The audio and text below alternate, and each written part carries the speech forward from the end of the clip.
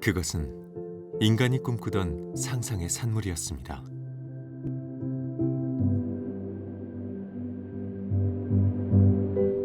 로봇 사실 뭐 여느 남자 아이들이 다 로봇을 그냥 막연하게 좋아하잖아요. 막연한 미래의 존재였죠. 예전부터 그런 기계 형태 또는 움직이는 어떤 장난감이라든지 이런 것들을 굉장히 많이 좋아했었고요. 그 로봇들이 이제 우리의 일상으로 지금 많이 들어오고 있습니다. 드디어 현실이 된 상상. 사람의 능력을 극대화시켜주는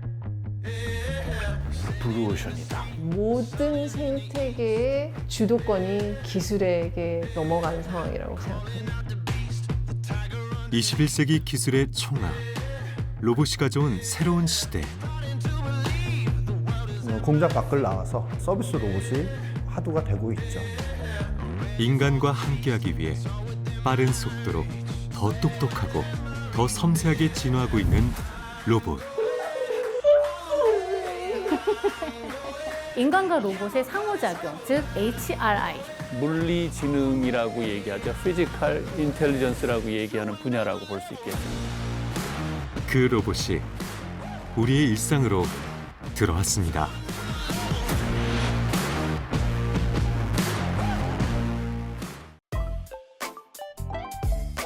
오늘도 커피 한 잔 하셨나요? 1인당 커피 소비량 연간 400잔. 커피는 우리 일상 속 대표 음료가 되었습니다. 커피가 식후에 빠지지 않는 쉼표가 되면서 커피 맛에 대한 눈높이도 높아졌죠. 커피라는 상품을 만들어내는 데 있어서 세계 바리스타 챔피언들과 협력을 하기도 합니다. 바리스타 챔피언의 음료를 24시간 언제 어디서나 선보일 수가 있어요. 그런 부분들이 저희가 내놓는 제품들이고요. 균일하게, 정확하게 그런 상품을 제조할 수 있다는 장점이 있습니다. 저희 카페나 저희 제품들을 사용하시는 분들은 이런 부분들을 마음껏 누리실 수가 있습니다.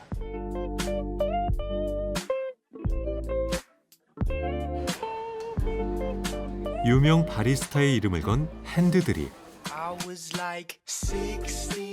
그런데 그 주인공은 다름 아닌 로봇입니다. 유명 바리스타의 핸드드립 동작을 학습해 재현하는 로봇이죠. 메뉴판에는 이제 로봇 드립이라고는 되어 있는데 이제 일반 드립이신 줄 알고 주문을 했다가 기계가 내려주시고 이제 물으시는 분들도 많습니다. 로봇이 내려주는 바리스타 수준의 커피라니 시선이 절로 머뭅니다. 과연 세계 최초의 오픈형 드립 로봇이 내려주는 커피 맛은 어떨까요? 되게 한국인들이 호불호 갈리지 않을 정도의 딱 고소하고 약간 초콜릿 향이 나는 그런 커피인 것 같아요. 사람이 내린지 로봇이 내린지는 이상하다 이런 건 없어요. 되게 일정한 속도로 내려주더라고요. 그래서 사람이 내리면 좀 벗어날 수도 있는데 로봇이 내리니까 더 맛을 균일하게 같이 내릴 수 있는 것 같아서 맛에 변함이 없을 것 같아요. 드립 로봇의 탄생은 한 공학자의 경험에서 시작되었습니다. 카페를 오픈을 했는데 오기로 했던 알바생이 안 오는 거예요. 그래서 제가 커피를 직접 내리고 있는 저의 모습을 보면서 이게 굉장히 오랜 기간 동안 혁신이 리테일 시장에는 없었다. 그래서 이거를 뭔가 혁신하려면 어떻게 해야겠냐라고 해서 로봇이랑 무인화 기술을 만들면 좋겠다라고 했고, 황 대표는 사용자 친화적인 로봇을 개발하기 시작했습니다.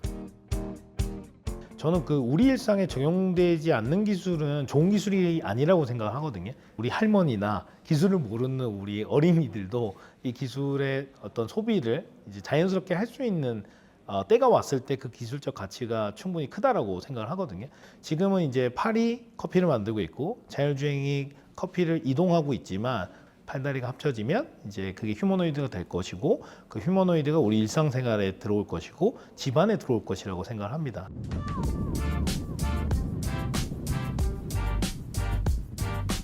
얼마 전 개업한 한 고깃집. 벌써 만석입니다.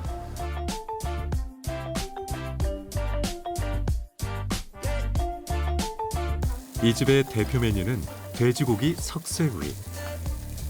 보기에는 뭐가 다를까 싶은데 여느 고깃집과 다른 고기 맛을 자랑합니다. 제가 육식을 별로 안 좋아하는데 여기 와서 진짜 너무 맛있게 잘 먹었습니다. 맨 처음에 5인분 또 1인분. 사장님. 필요하신 거 있어요? 저희 그 삼겹살 하나랑 목살 하나 추가 부탁드립니다. 네, 알겠습니다. 네. 주문한 고기를 챙긴 사장님이 손님상이 아닌 다른 곳을 향합니다. 기계에 고기를 올리고 조작을 시작합니다. 단순히 고기 굽는 기계인가 했는데 그 수준이 아니랍니다. 이 기계는 280도의 온도에서 그릴링 서비스를 해주는 로봇입니다. 최고의 고기 맛을 찾아주는 로봇이라는데요. 모니터의 숫자와 기호들은 고기 단백질이 익어가는 마이야르 반응의 정도까지 알려줍니다. 몇 초 있다가 돌아가고 몇 초 있다가 돌아가는 기계들도 있는데 그거는 진짜 말 그대로 그냥 기계일 뿐이에요. 그 시간에 맞게 돌아가는 건데 요거는 여기 센서가 있어가지고 고기의 상태를 보고 고기를 굽기 때문에 좀 더 정확하고 저희가 입력값을 입력할 수가 있는데 마이야르, 상견 목살구이, 그다음 돈마호크 고기의 두께에 따라서 굽는 걸 지정할 수가 있습니다. 지금 이제 한번 온도를 올려서 16% 지금 구워졌다고 알려진 거고 여기 이제 나오는 내용들은 지금 이 분석 결과값을 나타내는 겁니다. 그리고 여기 보시면은 고기 세 덩이를 이 로봇이 인식해가지고 이렇게 모양대로 나타나는 거고 요거는 AI가 접목된 로봇이라고 보는 게 더 가깝습니다. 로봇이라니까 호기심이 더해집니다. 주문받은 고기를 로봇이 구워 손님상에 내기까지 걸리는 시간 3분에서 5분. 리더가 문제가 많았어. 기존에는 10분 이상 구워야 했습니다. 원래 이런 두께의 삼겹살은 좀 먹으려면 좀 오래 걸리거든요. 근데 약간 초벌 구이기가 있어서 그런지 좀 빨리빨리 먹을 수 있어서 좋은 것 같습니다. 손님이 많거나 뭐 급한 상황이 생기면 변동이 있을 수가 있는데 로봇은 그 시간과 그 고기 상태를 정확하게 체크해 주기 때문에 시간적인 거가 가장 큰 장점인데 혼자서 150인분을 굽고도 시간이 남습니다. 근데 고기가 너무 맛있어요. 감사합니다. 신기하고. 왜냐면 이런 거를 처음 봤으니까요. 로봇이 이런 고기를 구워줄 수 있다는 것이 정말 깜짝 놀랐습니다. 로봇이 고기 굽는데 신기하지? 응. 얘가 이렇게 또 당기고, 그치? 뒤집어. 이런 거 대박 하는 거야. 고기 굽는 것처럼 보여요. 맛있게. 이런 로봇은 누가 어디서 어떻게 개발했을까요?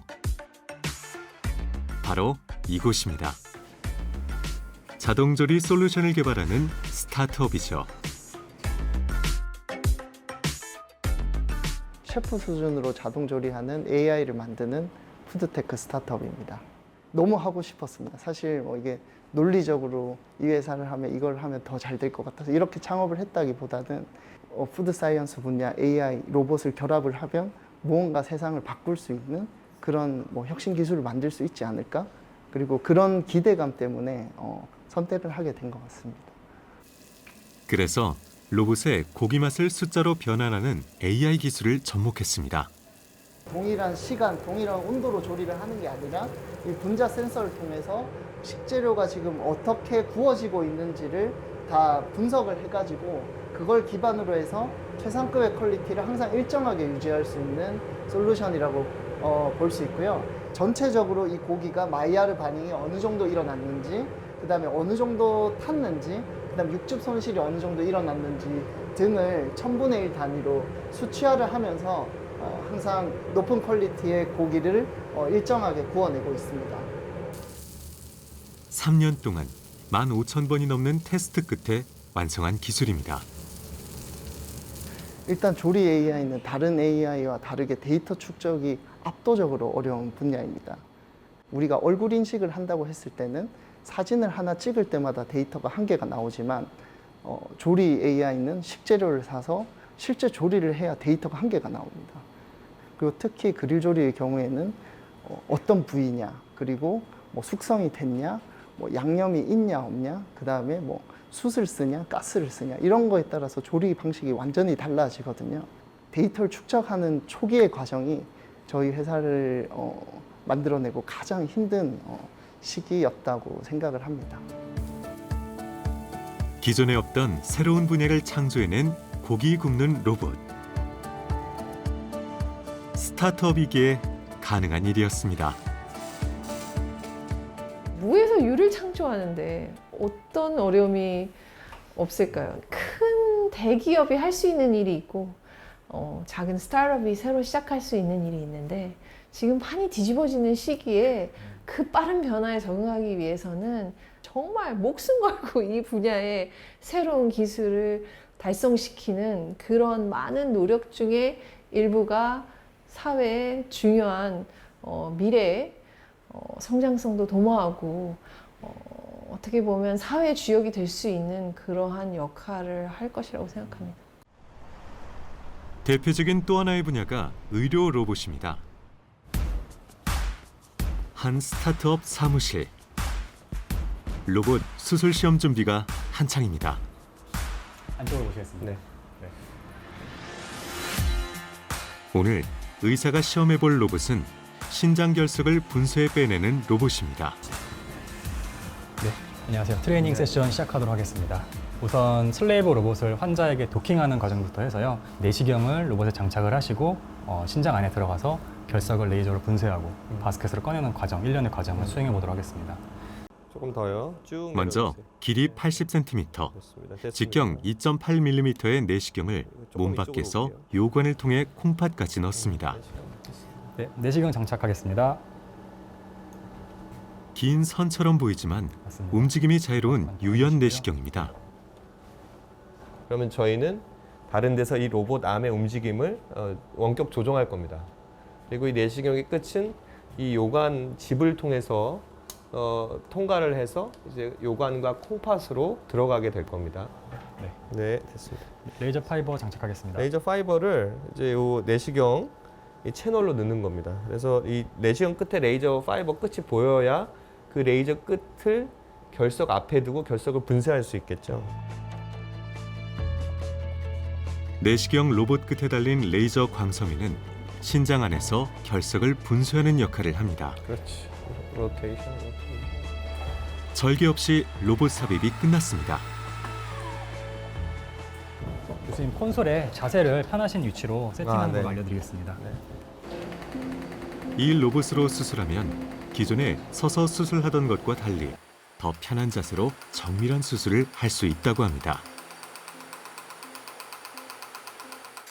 굉장히 정밀하게 움직일 수 있다는 걸 느끼죠. 이렇게 미세한 조정이 가능하다는 거. 이게 저한테는 제일 큰 장점인 것 같아요. 그리고 사람이 호흡에 따라 이 콩팥이나 결석이 움직이는 걸 보상하는 기능을 넣었어요. 그래서 그런 부분도 이 로봇 안에 담겨 있어서 결국은 돌이 움직이면 그래 내가 움직일게 그래서 따라갈 수가 있는 거죠. 한 수술방 안에서 거리에 상관없이 저희가 수술을 할 수 있고 그렇기 때문에 인터넷이나 통신상의 장애만 없다면 우리나라 사람이 네팔에 있는 환자를 수술할 수도 있는 거예요. 레이저로 돌을 부수고 나면 로봇은 분쇄된 돌이 요관을 통해서 나올 수 있는 크기인지 어느 길로 나와야 하는지 알려줍니다. 세계 최초의 첨단 기술입니다. 국내 처음으로 국가과제 의료 로봇 개발 연구를 시작했던 권 대표가 제자들과 이룬 성과입니다. 의료용 로봇 연구자인 카이스트 교수가 기술 창업해 만든 신장결석 제거 수술 로봇이 세계적인 혁신 기술상을 받으며 상용화를 앞두고 있습니다. 신장결석은 10명 중 1명이 걸리는 흔한 질병이고 재발률도 높습니다. 하지만 지금까지 이를 위한 수술 로봇은 없었습니다. 공학자들은 엔지니어 아닙니까? 엔지니어는 논문 쓰고 끝내서는 안 된다. 그 연구 결과가 실제 세상을 바꾸는데 기여를 해야 된다고 생각하는 거죠. 사실 창업을 하려면은 큰 용기가 필요했습니다.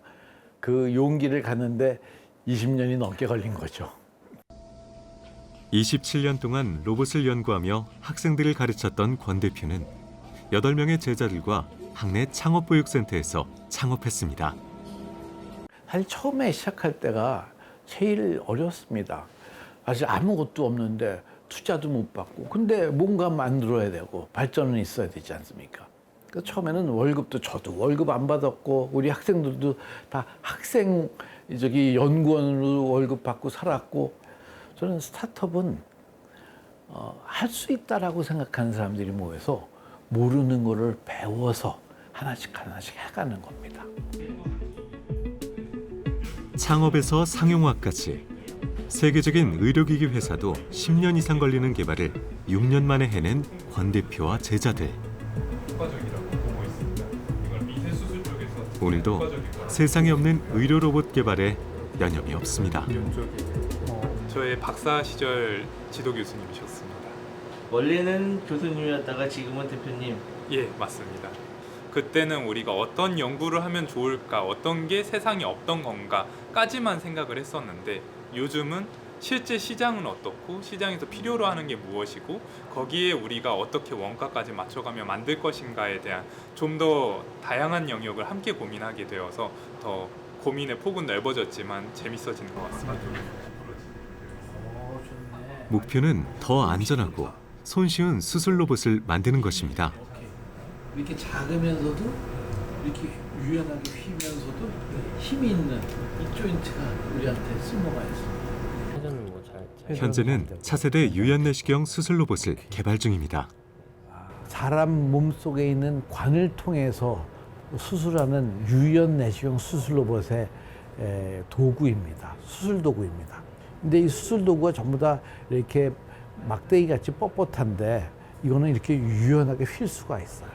이렇게 작고 유연하면서도 아주 큰 힘을 이게 수술 바늘을 꼭 잡고 꿰매야 되거든요.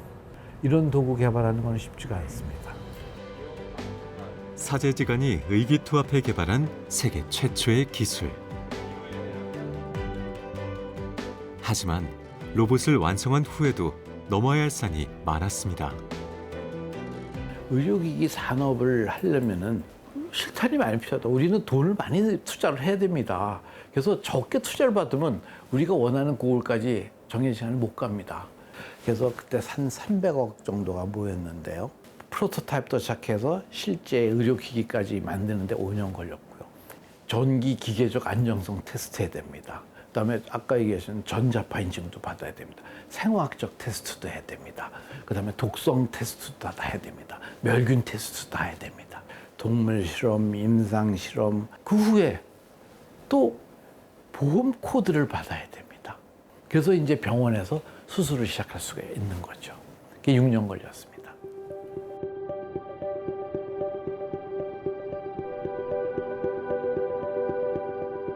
궁극적으로 로봇이 사람을 대체하는 것이 아니고 사람의 능력을 극대화시켜주는 의사의 수술 능력을 극대화시켜주는 겁니다. 오늘은 그 현장을 공개하는 라이브 임상 수술이 있는 날입니다. 특히 해외에서 많은 의사들이 참가했습니다. 그러니까 일본, 미국, 대만, 태국, 그다음에 인도, 터키, 사우디아라비아 7개국인 것 같습니다. 그래서 7개국에서 그 로봇이 이 사람이 하는 수술에 대한 불편함, 그다음에 그 뭔가 아쉬움을 채워줄 수 있는 그런 역할을 할 것이다라는 기대들이 아직 계속 있는 거죠. 처음 보는 유연내시경 로봇 수술에 관심이 많습니다. This one is the laser, right? Yeah, this is the view for device, which are moving in and out, right? And this is the same button with the pedals, actually. And just I target the center of the stone this time, so I can start my fragmentation of the abscessions. It's very fast. I'm from Turkey, Istanbul. I'm Cevat Tevfik from Istanbul University Medical Faculty, and we had a great case with Professor Cho. He had shown us the new platform of the robotic endourologic system, where he performed a case of stone surgery. Quite good and smooth operation, while Professor Cho managed to insert a laser fiber very smoothly, control the laser fiber tip. 독자적인 기술력으로 새로운 시장을 열기까지. 그 뒤에는 기술을 알아보고 기다려준 벤처 투자가 있었습니다. 그래서 제가 생각하기에는 블루오션이다. 우리 기술을 적극 활용할 수 있는 블루오션이라고 생각을 해서 여기에 먼저 상용화를 시작하였습니다. 만약에 그때 투자를 못 받았다면? 투자를 못 받았으면은 근데 스타트업은 가르쳐 줄 사람이 없어요. 경험해 본 적도 없어요. 그다음에 세상에 없는 물건이에요.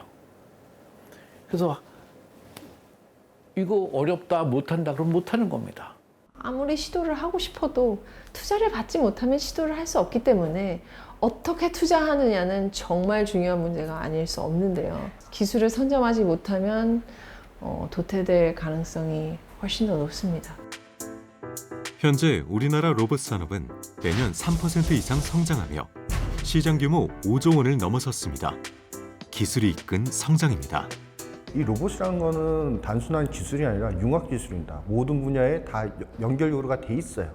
이 로봇이 발전하면서 뭐 부품 산업도 그렇고 컴퓨터 프로그래밍 쪽도 그렇고 뭐 모든 분야, 센서 분야도 그렇고 다 융합이 돼 있기 때문에 같이 성장하는 거예요. 그래서 로봇 분야를 개발한다는 거는 같은 모든 산업에 시너지 효과를 낼 수 있다는 거거든요. 물론 로봇도 어마어마한 산업 규모가 커질 겁니다. 더 커지겠죠.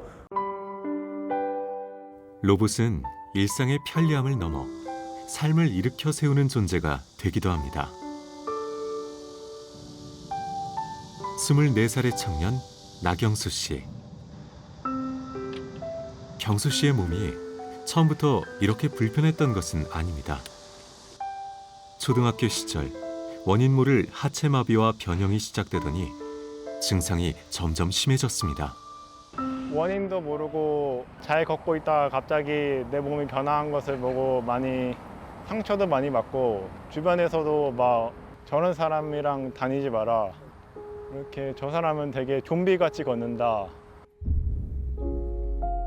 아니면은 나이도 어린데 왜 이렇게 흔들면서 걷나. 병명을 아는 데만도 수년이 걸렸습니다. 지금 경수가 지금 상황은 뭐냐면 근긴장 이상증이라고 되어 있는데 뇌에서 이제 일부분 DNA 이상으로 문제가 있어서 다리를 잘 관장을 못하는 거예요. 이게 점점 심해졌죠. 한 대학병원. 로봇 재활 치료센터는 경수 씨가 매주 치료받는 곳입니다. 다양한 로봇을 이용해 재활을 돕는 곳이죠. 선생님 안녕하십니까. 안녕하세요. 네. 이쪽으로. 네. 경수 씨가 재활 치료를 받을 때 이용하는 로봇입니다. 몸에 착용하는 웨어러블 로봇입니다. 다음 종아리. 지금 나경수님이 입고 있는 로봇은 옷처럼 입는 로봇이에요. 다리를 이용해서 앉거나 서거나 걷거나 할 때 도움을 주는 로봇이에요. 하나, 둘, 셋. 일어나겠습니다. 그렇죠. 오늘 평지보행으로 훈련하실게요, 나경수님. 네, 걸으셔도 됩니다. 이 로봇은 환자가 걸을 때 부족한 만큼만 도와서 보행을 완성해 줍니다. 오늘도 땀 날 때까지 열심히 굴려주세요. 예. 로봇의 보조력은 환자의 상태에 따라 달라집니다. 이 관절 부위에 모터와 센서들이 그 움직임에 따라 로봇이 보조력을 제공해주면서 좀 더 쉽게 걸을 수 있도록. 처음에는 나경수님 같은 경우에도 보조력을 많이 높여서 했습니다. 그래서 로봇의 힘으로 걷는 느낌을 주게 했다면 지금은 나경수님이 이거를 하면서 많이 근력하고 긍지구력이 좋아져서 로봇의 보조력을 줄여도 설사 로봇을 꺼놔도 나경수님 혼자 이렇게 걸을 수 있어요. 로봇 개발에 참여한 나동욱 교수. 어때 힘들어요? 힘 안 들어서 덕분에 잘 타고 있습니다. 처음에는 재활 로봇에 대해 의구심을 가졌지만 지금은 달라졌습니다. 전통적인 보조기를 이용해서 뻗정다리로 걷는 보행 훈련을 한다고 해서 나중에 정상적인 보행 패턴이 훈련이 되는 것은 아닙니다.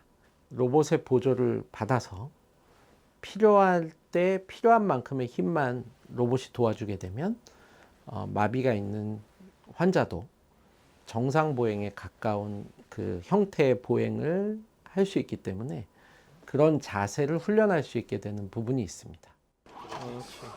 다시. 또한 로봇을 이용하면 10배 이상 강도 높은 보행 훈련을 할 수 있습니다. 필요한 만큼의 보조를 받아가지고 굉장히 많은 횟수를 반복적으로 보행 훈련을 하면서 훈련 강도를 높임으로 해서 이제 보행 재활 효과를 최대화할 수가 있습니다. 제 힘으로 움직이고 있습니다. 제 힘도 들어갑니다. 제 힘 반, 로봇의 힘 반 이렇게 해서 움직이는 것 같아요. 천천히. 로봇은 희망까지 선물해 주었습니다. 잘하고 계세요. 원시인들이 걷다가 지나가는 자동차를 본 거예요. 그 정도로 차이가 큰 거예요. 이건 기본적으로. 이게 어떠한 동작을 내 마음대로 할 수 없는 사람한테는 로봇이라 하는 게 그것도 더군다나 착용, 웨어러블이라는 게 엄청난 이 경험을 하게 해주는 거예요. 하늘이 없는 동굴에서 살다가 하늘을 보고 이런 곳이 있구나 하는 그 정도의 차이예요. 저희가 환자의 그 가족으로서 느끼는 것은.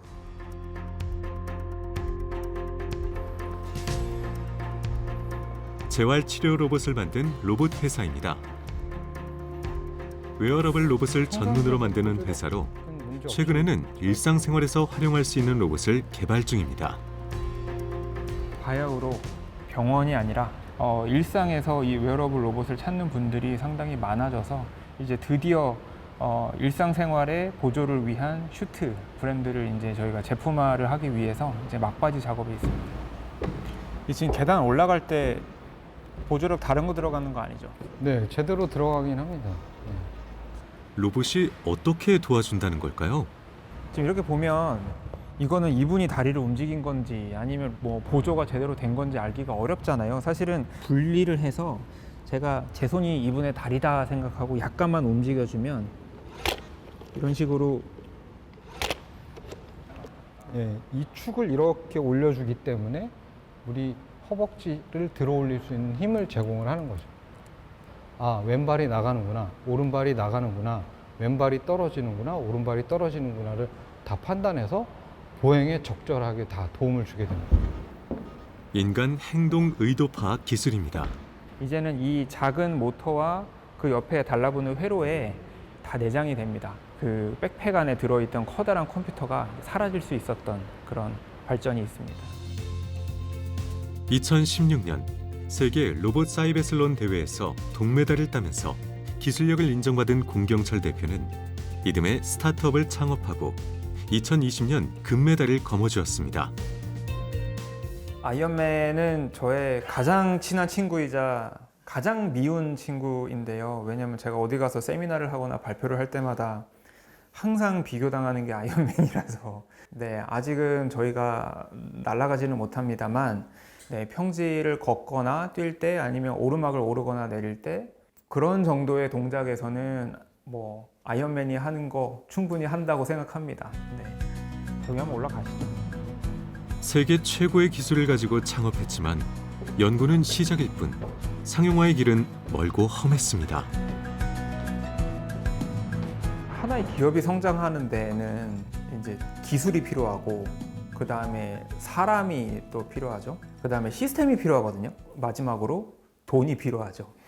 대부분은 다 기술만 있으면 뭔가 사람도 모이고 돈도 들어오고 이럴 거라고 생각했고 저도 처음에는 그랬었는데 네. 저희의 통장에 돈이 남아 있잖아요. 근데 통장에 돈이 얼마 남아 있는지 보면 저희가 회사 운영을 며칠 더 할 수 있다 이게 딱 보이지 않습니까? 그래서 카운트다운을 한창 하고 있었는데 저희가 딱 2주 남았을 때까지 갔었어요. 그래서 2주 지나면 이제부터는 없다. 그때는요, 제가 머리에 탈모가 너무 심하게 와서, 네, 그때는 정말 머리가 정말 휑했었고요. 어느 때보다 투자가 절실했던 상황. 공 대표는 기술은 있지만 자금이 부족한 스타트업들에게 투자하는 벤처 투자 회사의 문을 두드렸습니다. 최주열 부사장은 당시 투자의 물꼬를 터준 투자 담당자였습니다. 스타트업한테는 정말 그 투자금은 생명줄이라고 봅니다. 금액은 1차 20억을 했고요. 2차 20억을 해서 총 40억을 투자했습니다. 벤처 투자 회사가 운영하는 펀드, 거기에 모태펀드가 적게는 50%에서 많게는 70%를 출자를 해주시고 그 자금은 중소벤처기업부라든가 우리나라 아마 정부 조직에서 지원해 주신 돈입니다. 통장에 돈이 들어온 날, 그 날로부터 플러스 마이너스 한 하루 정도는 그냥 기분 좋죠. 당연히 그냥 이제 살았구나.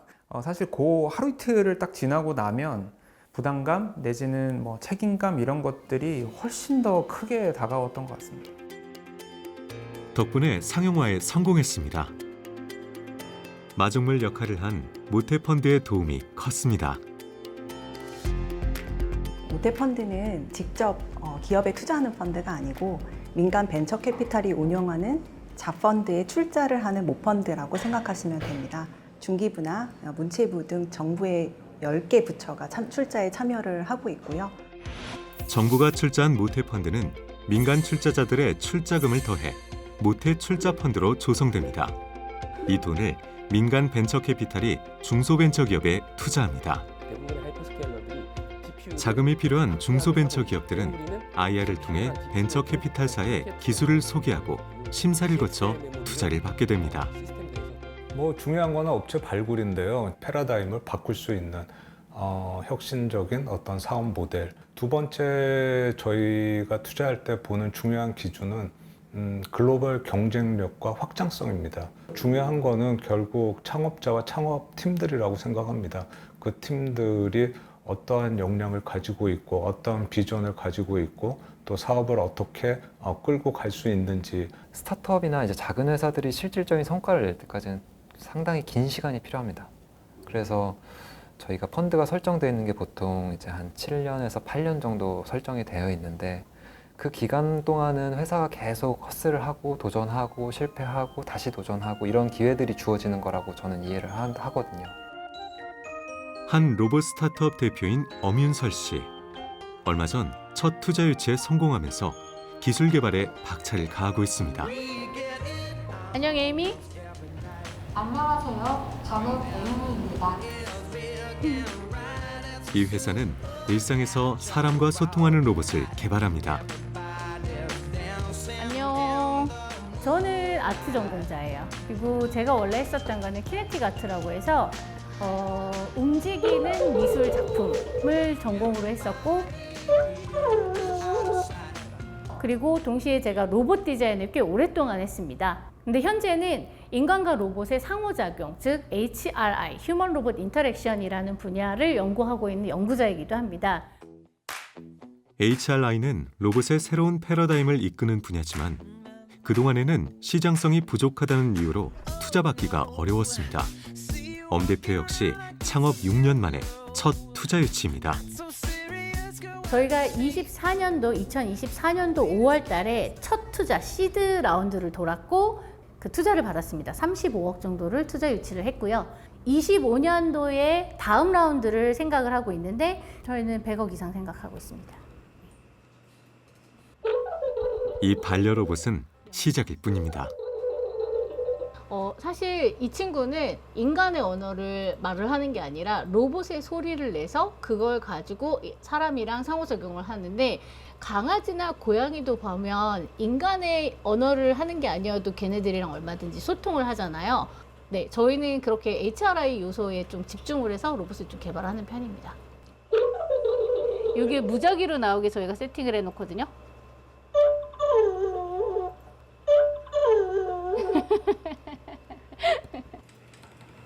이런 로봇의 개발은 스타트업의 생존 과정이기도 합니다. 요즘 스타트업은 사실 이렇게 대표 방을 따로 만들지 않는 게 유행이에요. 예, 그래야 조금 더 빠르게 소통도 되고. 직원들은 생각이 다를 수 있잖아요. 쓱. 어떡해. 대표님 옆자리 어떠십니까? 아주 좋습니다. 야, 지켜보고 있다. 이곳에서 지난 6년 동안 꿈을 키워왔습니다. 처음에 시작을 했었을 때 뭐 한 13명 막 이랬는데 사무실 2개 쓰고 있던 거를 지금 7개를 쓰고 있으니까 사무실 규모 자체는 2배 넘게 커졌어요. 이제 더 큰 꿈을 키워갈 시간입니다. 이제 투자금이 들어와서 저희도 이제부터 생산에 대한 경험을 쌓기 위해서 새로 셋업하는 공간입니다. 아직은 아무것도 없네요. 예, 이제 세팅을 하기 시작을 했어요. 네, 투자금이 이제 들어왔기 때문에 네, 생산에 대한 경험도 이제 쌓기 시작하겠죠. 이곳에서 더 유용하고 진일보한 일상 속 로봇을 만들 꿈을 꿉니다. 준비됐나요? 나 좀 보여주세요. 풀어야 할 숙제는 많습니다. 인간과 소통하려면 더 똑똑해져야 하고 가격 경쟁력도 갖춰야 합니다. 라이트킥 하나 둘 셋. 투자 없이는 불가능한 목표입니다. 프레임이 완성이 되고 플랫폼이 완성이 된다고 해서 끝이 아니라 거기다가 저희가 인공지능도 입혀야 되고 그 다음에 동작을 위한 학습도 시켜야 되고 여러 가지 할 일이 많이 남아 있습니다. 그 다음에 여기서부터 우리가 더 많은 수의 로봇들을 조립을 하고 테스트를 해서 생산을 하고 시장에 진입할 때까지는 얼마나 많은 인력들이 얼마나 많은 리소스를 사용하게 될 것인가 라고 생각을 해보면 이제부터는 또다시 한 수십억이 또 들어가겠죠. 이런 말이 표현이 적절할지 모르겠지만 저는 로봇은 돈덩어리라고 표현을 하거든요. 좋은 기술을 알아보고 기다려주는 투자가 절실했고 엄 대표에게는 이번 투자가 그랬습니다. 저희한테는 날개를 달아주셨다라는 표현이 맞을 것 같아요. 사실 저희가 뛰는 것만으로는 부족해요. 저희 지금 날아야 되는 상황인데 5월 달부터 지금 9월 정도 한 4개월? 펀드 받은 지 한 4개월 정도에 지금 인원이 거의 2배가 돼가고 있거든요. 막 열심히 달리고는 있는데 날개가 있으면 우리 더 빨리 갈 텐데 라고 생각을 하고 있는 상황에서 그 펀드가 저희한테 날개가 되어주신 거죠. 중국 베이징.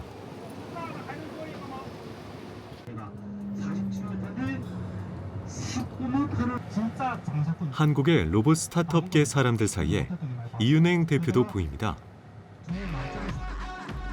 도착한 곳은 중국 베이징 월드 로봇 컨퍼런스 행사장. 중국 정부가 주도하는 중국 최고의 로봇 행사입니다. 8년째 열리고 있는 이 행사는 세계 로봇 특허의 3분의 2를 가진 중국 로봇 기업들이 신제품과 신기술을 선보이는 자리입니다.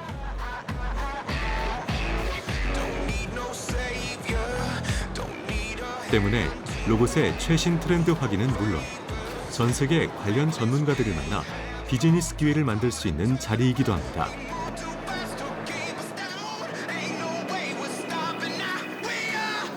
중국의 로봇 업체가 한 100여 군데 이상이 됩니다.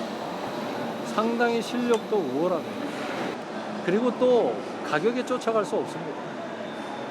중국이란 나라가 옛날하고 지금하고는 완전 하늘과 땅 차이라는 걸 아셔야 되고 이번 행사에는 한국 로봇 기업들을 위한 공간도 마련되었습니다.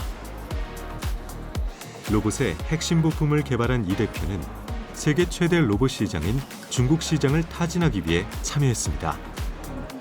저희가 가져온 게 이제 로봇 핸드 제품이랑 그리고 이제 로봇에 부착해가지고 힘을 측정할 수 있는 힘 센서들을 위주로 저희가 가지고 왔습니다. 사람처럼 그러면 감각적으로 작업을 하기 위해서 저희의 센서들이 필요한데 그런 센서들을 저희가 가져왔다고 보시면 될 것 같고요. 원래는 기존에 이런 센서가 외산 센서를 보통 많이 사용하셨었는데 굉장히 고가입니다. 센서 하나에 600만 원부터 해서 1000만 원까지 굉장히 고가의 센서류다 보니까 사용이 좀 어려웠었고요. 저희는 이제 이거를 국산화 해가지고 로봇에 좀 더 쉽게 부착할 수 있는 그런 부품으로서 판매를 하려고 하고 있습니다. 기존 제품의 성능에 뒤떨어지지 않으면서 가격 경쟁력이 있는 로봇용 센서는 업계 관계자들의 이목을 집중시켰습니다. One or two? How long does it take? 3 months. 3 months. And it is already ready to use for all $1,000. Yeah. So a little bit cheaper than Shadow. Yes, yes. Warehouses and factories and clients who want more automation without changing the environment. So having a natural human hand is very useful for them to understand how to integrate the robot into their workflow. 현재 전 세계 로봇 산업은 미국과 중국이 치열한 각축전을 벌이는 가운데 로봇에 AI가 접목되면서 또 한 번의 전환점을 맞고 있습니다. 과거에 우리가 이제 많이 좀 뒤떨어져 있던 전통 로봇 분야에서 AI 로봇 분야로 넘어오면서 우리가 뭔가 이렇게 따라잡거나 혹은 오히려 앞서 나갈 수 있는 기회를 우리가 이제 가지게 됐다고 볼 수 있습니다.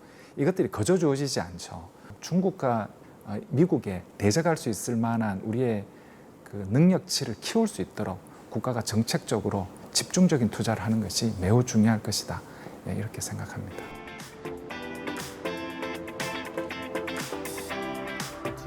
힘토크 센서 개발을 이끌고 있는 이윤행, 최형열 공동대표. 스승과 제자로 만난 둘은 지난 2019년 동료들과 함께 창업했습니다. 최 교수의 30년 연구 이력에 제자들이 패기를 더한 것입니다. 최영건님 시작합시다. 최근에는 핵심 부품 기술을 기반으로 완제품 로봇 개발을 시작했습니다.